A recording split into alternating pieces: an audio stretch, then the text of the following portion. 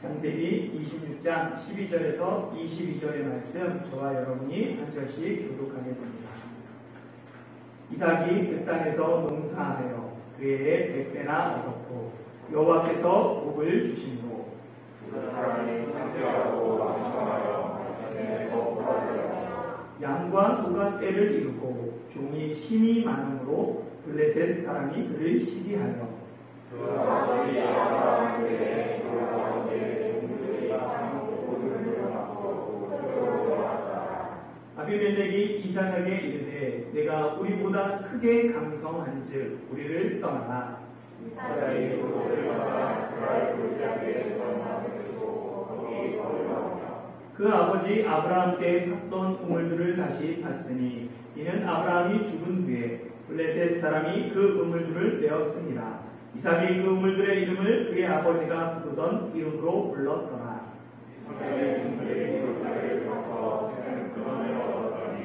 그러한 목자들이 이삭의 목자와 다투어 이르되 이 물은 우리의 것이라 하며 이삭이 그 다툼으로 말미암아 그 우물 이름을 에색이라 하였으며 또 다른 우물을 봤더니 그들이 또 다툼으로 그 이름을 신나라 하였으며 이삭이 거기서 옮겨 다른 우물을 봤더니 그들이 다투지 아니하였으므로 그 이름을 느오봇이라 하여 이르되 이제는 여호와께서 우리를 위하여 넓게 하셨으니 이 땅에서 우리가 번성하리로다 하였더라.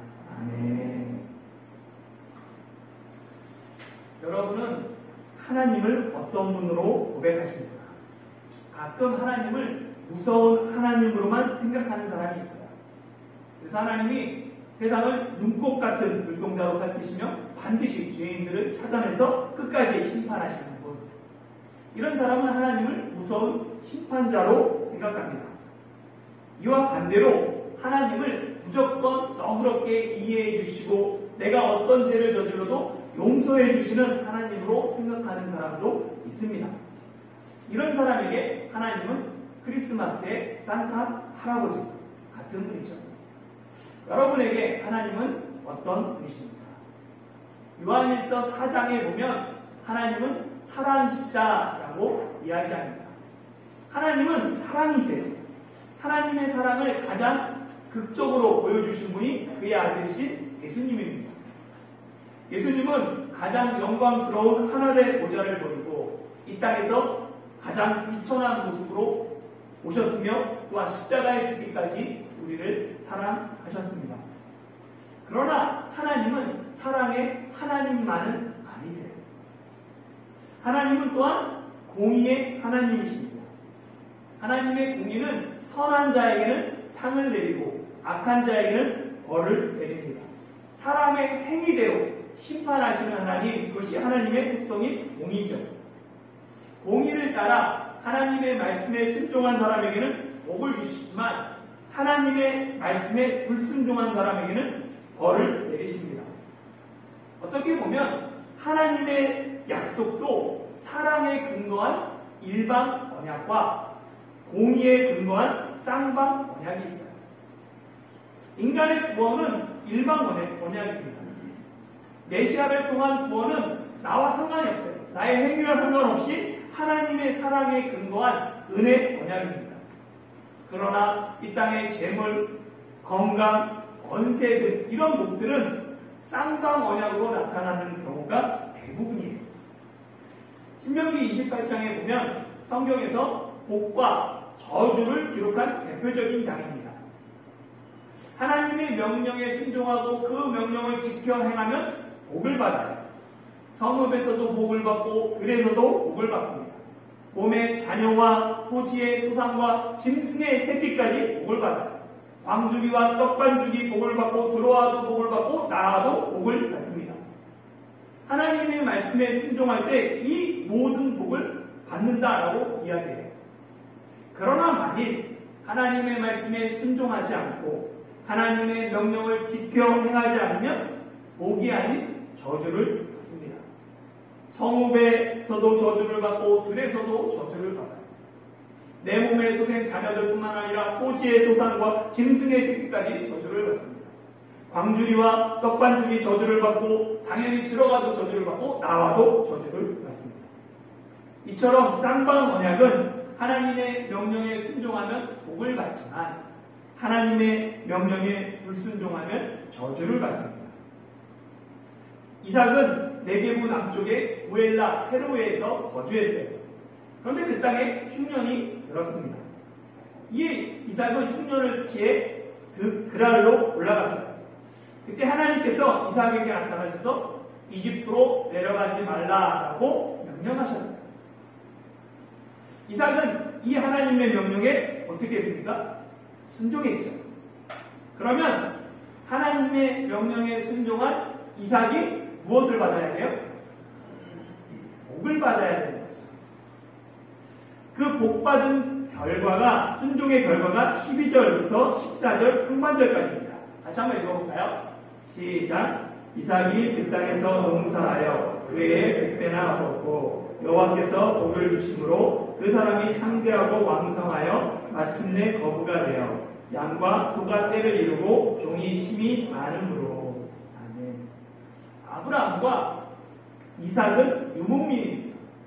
유목민은 가축의 먹이를 찾아 이리저리 떠돌아다니면서 목축생활하는 사람들이죠.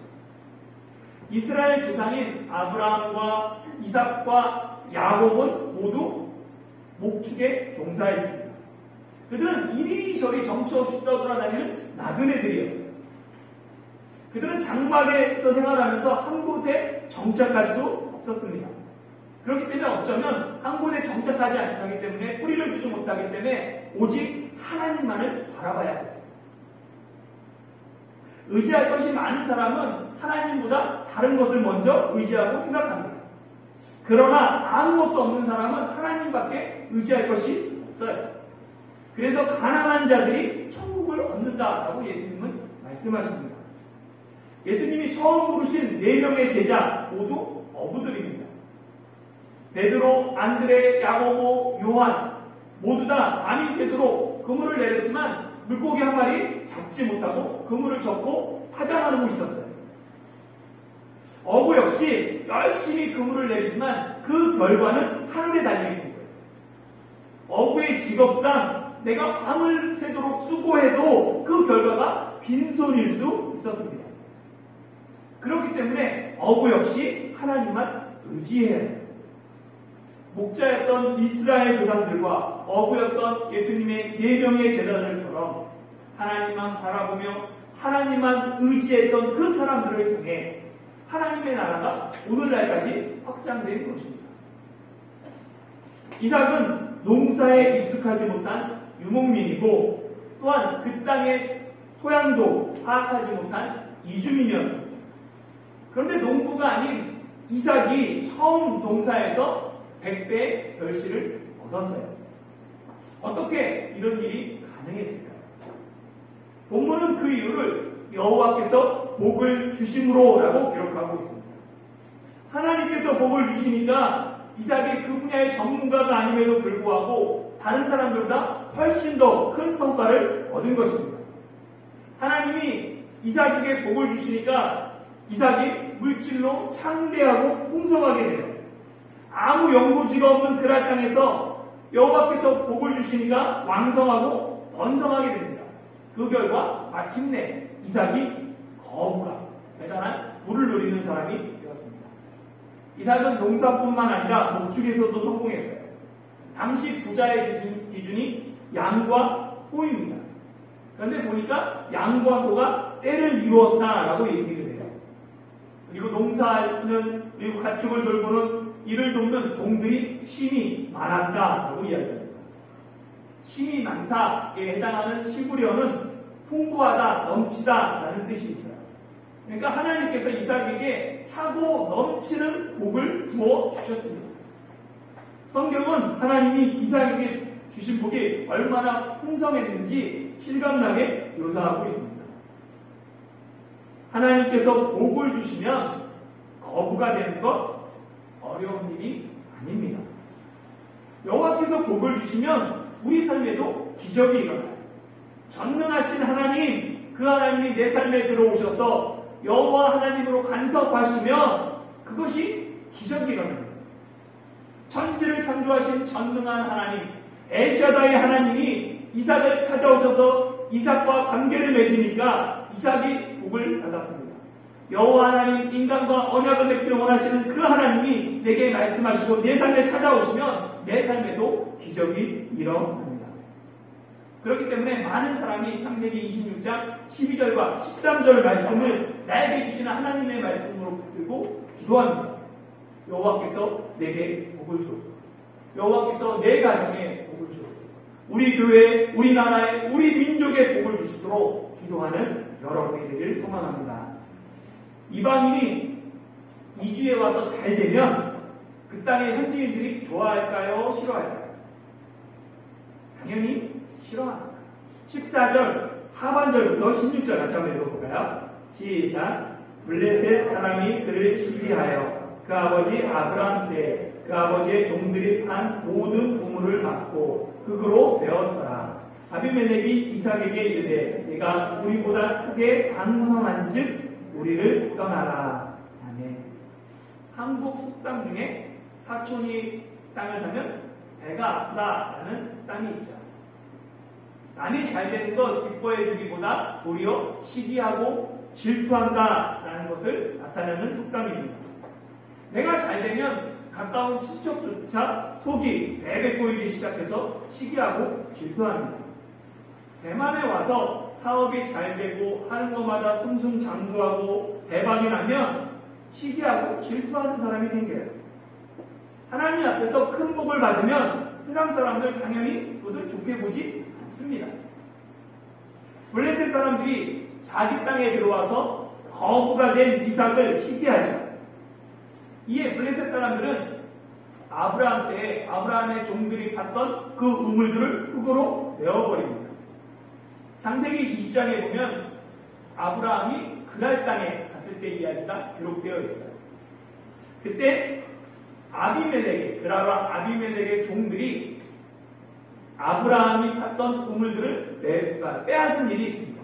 그래서 아브라함이 아비멜렉에게 이걸 얘기하면서 양과 소를 주고 언약을 맺으면서 그 소유권을 사옵니다. 이 언약에 따라 우물들의 소유권은 아브라함에게 있었고 아브라함이 죽은 다음에 이삭에게 상속되었습니다. 그런데 그 우물들을 모두 블레셋 사람들이 메워버린 것입니다. 농사와 목축에 있어서 가장 중요한 것이 우물입니다. 특히 가나안 땅, 남방 지역, 네게부 지역에서는 우물은 생존과 연결되어 있습니다. 네게부 지역은 연간 강수량이 적어요. 그리고 큰 강이 없습니다. 그래서 우기 때 내린 물을 우물에 보관했다가 그것들을 건기 때 사용해야 해요. 그렇지 않으면 생존 자체가 위협을 받습니다. 이를 잘 알고 있었던 그 당시 사람들은 원수가 아니면 그래서 다른 사람의 우물을 메우지 않습니다. 시기심이 미움이 되어 저주로 나타나서 블레셋 사람들이 이삭의 모든 우물들을 메워버린 것이죠. 그러니까 적으로 간주하겠다는 거예요. 그리고 블레셋 왕 아비멜렉을 공식적으로 이삭에게 이 땅에서 떠나라 라고 경고하고 선전포고를 하게 됩니다. 이 경고에 이상한 점이 하나 있어요. 뭐냐면 아비멜렉이 이삭에게 뭐라고 하면 내가 우리보다 크게 강성한즉 우리를 떠나라 라는 표현이죠. 현대나 고대나 강한 사람과 약한 사람의 갈등이 일어나면 그 자리를 누가 피해야 합니까? 힘없는 사람, 약한 사람이 그 자리를 피해야 해요. 그건 변하지 않는 진리입니다. 그런데 아비멜렉은 이삭에게 내가 우리보다 힘이 훨씬 강하니까 네가 우리를 떠나라 라고 말합니다. 이 이상한 논리에 이삭은 대항하지 않죠. 상대보다 힘이 크고 강하지만 조용히 그곳을 떠나 그랄 골짜기로 장막을 치고 그쪽으로 이주합니다. 양떼와 소떼를 데리고 장막을 옮기는 일 번거롭긴 하지만 그렇게 어려운 일은 아니에요. 목축이니까. 그러나 땅을 가지고 갈 수 있습니까? 없습니까? 땅은 가지고 갈 수가 없어요. 1972년에 남북 적십자회담이 처음으로 본회의가 북한에서 평양에서 열려요. 그리고 그 다음에 1973년에 북한 대표단이 서울을 방문하게 됩니다. 당시 남북한은 이제 국민소득이 1인당 국민소득이 비슷했어요. 원래는 한국전쟁 이후로 남한이 훨씬 못 살았죠. 그래서 20년 동안 열심히 경제력을 키워서 이제 북한과 비슷한 수준이 된 거예요. 그 당시에는 남과 북이 서로 경쟁하던 시절이기 때문에 남한에서는 북한 대표단이 머무는 3일 빌딩이 보이는 그 서울의 달동네들 거기를 깨끗하게 페인트 칠하고 새롭게 단장했어요. 그리고 3일 빌딩을 주변으로 서울 시내에 있는 모든 빌딩은 밤새도록 불을 밝혀놨습니다. 그러면서 은근히 우리가 이만큼 발전했다라는 것을 북한에다가 과시한 거죠. 북한에서는 당연히 자기네가 더 잘 살았기 때문에 남한의 이런 발전을 믿을 수 없었습니다. 의심했죠. 그래서 북한 대표가 빈정거리는 투로 이야기합니다. 참 대단들 하시구만요. 이렇게 많은 차량 이동하냐고 얼마나 힘들었습니까? 그때 남한을 대표하던 이범석 대표가 이렇게 얘기합니다. 바로 수긍하면서 얘기해요. 네, 정말 힘들었죠.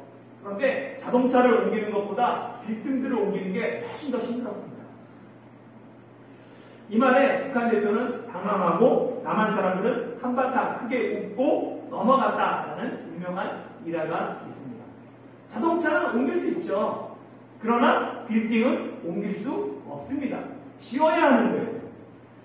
양과 소떼는 옮길 수 있지만 땅은 옮길 수 없습니다. 이삭이 포기한 그 땅은 어떤 땅이에요? 그 해에 100배의 결실을 얻은 땅입니다. 그런데 이삭은 말없이 그것을 뒤로하고 그 땅을 포기합니다. 자신에게 힘이 있었지만 그 힘을 이용하지 않고 장막을 옮겨 나그네의 삶을 이어갑니다. 그리고 옮긴 땅에서 묵묵히 아브라함 때 팠던 우물을 다시 팝니다. 블레셋 사람들이 메웠던 그 우물들을 이삭이 다시 판 것이죠.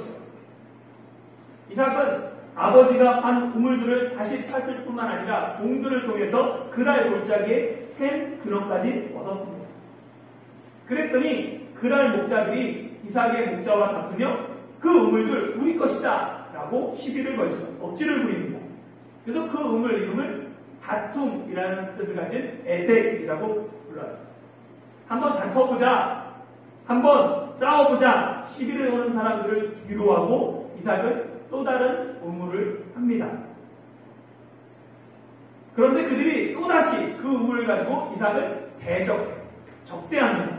그래서 두 번째 이삭 우물의 이름이 대적함을 뜻하는 신나가 됩니다. 이 시트나는 하나님을 대적했던 사탄과 어원이 같아요. 사트나거든요. 그러니까 사탄하고 어원이 시트나가 같은 어원을 갖고 있습니다. 사탄이라는 건 뭐냐면 하나님을 대적하는 자가 사탄인 거예요. 이삭은 이미 2번이나 양보했어요. 그런데 사람들이 만족하지 못하고 또다시 대적합니다. 그들을 향해 이제 이삭은 화를 낼 만도 해요. 우리나라 말에 가만히 있으면 뭐로 본다고 해요? 가만히로 본다고 그러죠. 화를 내야 할 때 그냥 참고 넘어가면 요즘 말로 대화, 대지라는 것을 인정하는 것이 되는 거예요. 지렁이도 밟으면 꿈틀거려야 되고 쥐도 구석에 물리면 고양이를 물어야 해요. 그런데 이삭은 힘을 가지고 있음에도 불구하고 아무런 저항하거나 대적하지 않고 또다시 장소를 옮겨 우물을 합니다. 그러자 블레셋 사람들이 더는 이삭에게 시비를 걸지 않았어요. 이에 이삭은 그 우물의 이름을 르호봇, 장소가 넓다라는 뜻으로 불렀습니다. 왜 블레셋 사람들이 이번에는 이삭과 다투지 않았을까요? 오늘날에도 우물 하나 파는 것 쉽지 않습니다. 그런데 그 옛날 우물이 생명처럼 귀했던 그 땅에서 파는 곳마다 우물이 나왔다는 것은 기적 중에 기적이에요. 하나님이 함께하지 않으면 불가능한 일입니다. 이 놀라운 기적을 옆에서 지켜봤던 블레셋 사람들의 마음이 어땠을까요? 처음 이삭이 그랄 골짜기에서 이주한 다음에 팠던 우물들은 어떤 우물들이었어요? 아버지 아브라함 때 팠던 우물들입니다. 원래 있었던 우물들 메어진 거 다시 파니까 당연히 그곳에 물이 있으니까 물이 나오죠. 이게 좀 쉽게 우물을 얻을 수 있었습니다. 그런데 이삭이 에색을 떠나 또다시 우물을 파서 물을 얻었어요.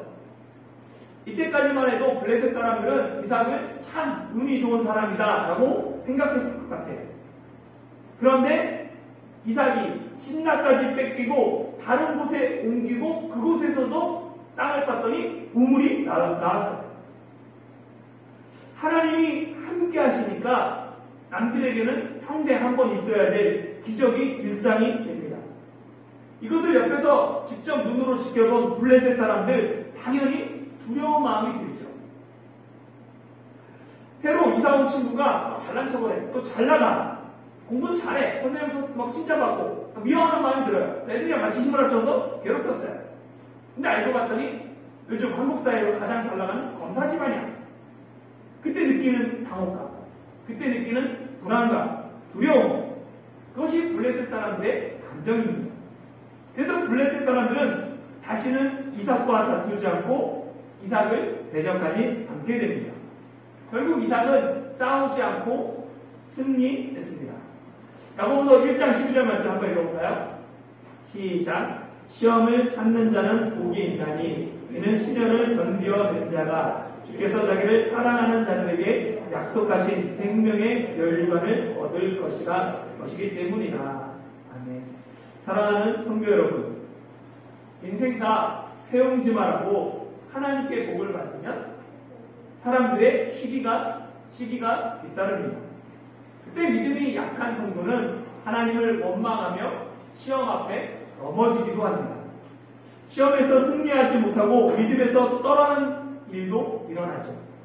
그러나 시험이 올지라도 내 머리카락까지 세시는 하나님을 신뢰하며 시험과 고난을 주님께 더 가까이 나가는 계기로 삼으면 시험이 도리어 우리 삶에 큰 유익이 됩니다. 그래서 성도에게 고난은 위장된 축복이다라는 말이 있습니다. 이삭의 승리는 무엇보다 하나님이 함께 하셨기 때문입니다. 내가 너와 함께 있어 내게 복을 주겠다라는 그 하나님의 약속이 이삭의 삶 속에서 신실하게 이루어졌습니다. 하나님의 명령에 순종한 이삭이 창대하고 왕성하여 마침내 거부가 되었으며 대적들의 시기와 다툼에도 이삭이 파는 곳마다 우물을 얻어 결국 이삭이 승리했습니다. 내가 이 땅에서 손해보고 사람들의 눈에 좀 바보처럼 보여도 하나님이 함께 하시면 최후의 승리자는 내가 됩니다. 끝까지 인내하며 온유했던 이삭이 넓은 땅을 차지했음을 기억하며 할 수 있거든 모든 사람과 더불어 화목하며 아무에게도 악으로 갚지 않고 모든 사람 앞에 선한 일을 도모하는 저와 여러분이 되시길 예수님의 이름으로 축원합니다.